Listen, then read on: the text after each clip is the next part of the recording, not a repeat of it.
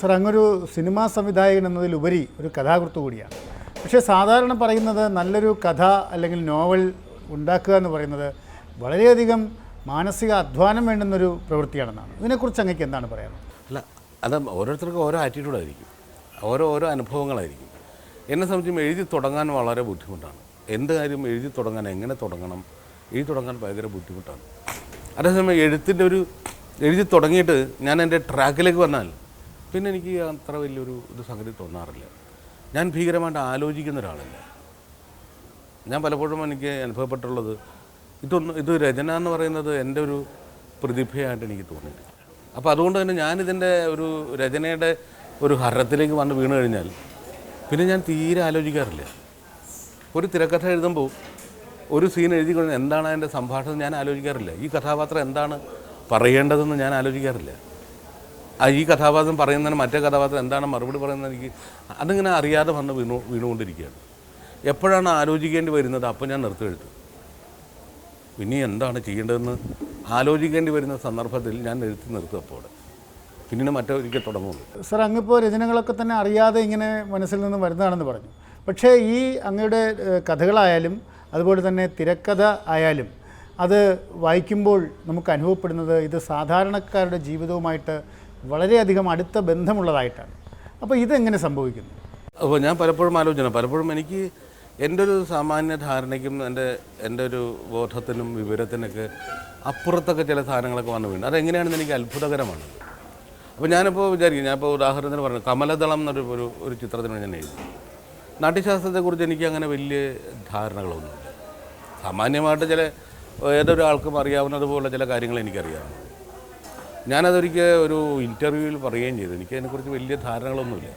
അതിലൊരു കഥാപാത്രം എല്ലാ നാട്യശാസ്ത്രങ്ങളും പഠിച്ചിട്ട് അതിൽ നിന്ന് അയാളുടേതായിട്ടുള്ള ഒരു ഇൻ്റർപ്രിട്ടേഷൻ അയാൾ ഉണ്ടാക്കിയിരിക്കും. നാട്യത്തെക്കുറിച്ച് ഒരു പുതിയ ഇൻ്റർപ്രിട്ടേഷൻ അയാൾ വയ്ക്കും.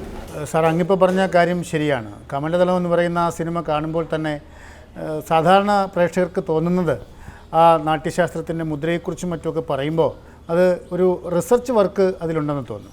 പക്ഷേ അങ്ങിപ്പോൾ പറഞ്ഞു അത് അറിയാതെ വന്നതാണ്. ഒരുപക്ഷേ ഈ പണ്ടുകാലത്ത് അങ്ങ് ചെയ്തിട്ടുള്ള നാടകങ്ങളുടെ ആ സ്വാധീനം ഇതുപോലുള്ള വർക്കുകൾക്ക് ഉണ്ടാകാറുണ്ടോ?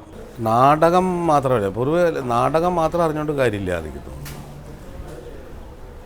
പൊതുവെ നാട്യ രീതികളെക്കുറിച്ചൊക്കെ നമ്മൾ ഒരു സാമാന്യ കൗതുകം എന്ന നിലയിൽ ഞാൻ ചിന്തിച്ചിട്ടുണ്ടാവാം. അതൊക്കെ എൻ്റെ ബോധത്തിൽ നടക്കുന്ന കാര്യങ്ങളാണ്. ഈ ലോകത്ത് ഞാൻ കാണുന്നത്, ഞാൻ അറിയുന്നതൊക്കെ എൻ്റെ ബോധത്തിൽ തന്നെയാണ്. എൻ്റെ അബോധത്തിലുള്ളതല്ല. അബോധത്തിൽ വേറെ എന്തൊക്കെയുണ്ട്.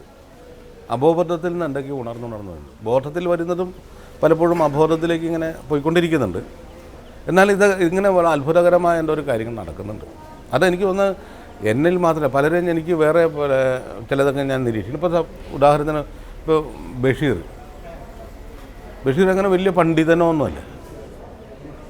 പക്ഷേ അദ്ദേഹത്തിൻ്റെ രചനകൾ എന്ന് വെച്ചിട്ടുണ്ടെങ്കിൽ സർഗാത്മകതയുടെ കാര്യത്തിൽ അത്യുന്നതങ്ങൾ നിൽക്കുന്നതാണ്. അതുപോലെ ഇപ്പോൾ നമ്മുടെ ഭാഷ ഒരു സാഹിത്യത്തിൽ ഭാഷ ഒരു പ്രസക്തമേ അല്ല എന്ന് തെളിയിച്ചിട്ടുള്ളതാണ്. ഭാഷ ഒന്നുമല്ല എന്നുള്ളതാണ്. ഈ ഭാഷയുടെ ഇടയിൽ ഈ വികാരങ്ങളുടെ ഇങ്ങനെ ഉറുകിക്കൂടലുണ്ട്. അതിങ്ങനെ ഊറിക്കൂടുക. വളരെ സാധാരണമായ ഒരു ഭാഷയിൽ തീവ്ര വികാരങ്ങൾ വളരെ സരളമായിട്ടൊക്കെ ഇങ്ങനെ വാചകങ്ങൾ പോലും. ഭാഷ അപ്പോൾ അതിന് പ്രശ്നമേ അല്ല. അതുപോലെ തന്നെ സംഗീതത്തിൻ്റെ കാര്യത്തിലാണ് എനിക്ക് തോന്നിയിട്ടുള്ളത്. ഇപ്പോൾ ബാബുരാജ് മാഷ് സംഗീതത്തിൽ വലിയ പണ്ഡിതനോ ആരൊന്നുമില്ല. പക്ഷെ അദ്ദേഹം ഉണ്ടാക്കുന്ന ഈണങ്ങൾ മലയാളത്തിനോ എക്കാലത്തും ഒരു കാലത്തും മറക്കാൻ കഴിയാത്ത ഈണങ്ങൾ ഉണ്ടാക്കാൻ പറ്റും. അതെ, ഇന്നും കേൾക്കാൻ കൊതിക്കുന്ന ഗാനങ്ങളാണ്. ഇന്നും നമ്മൾ കേട്ട് അയവിറക്കുന്ന ഗാനങ്ങളാണ്. ഇപ്പോഴും നുണയുന്ന ഗാനങ്ങളാണ്. അപ്പോൾ ഇത്തരം ഇതൊക്കെ ഒരു പാണ്ഡിത്യത്തിൽ നിന്നല്ല, ബോധത്തിൽ നിന്നേ അല്ല ഉണ്ടാകുന്നത്. അത് മറ്റെവിടെ നിന്നാണ് ഉണ്ടാകുന്നത്, അല്ലെങ്കിൽ മറ്റാരോ നൽകുന്നതാണ്.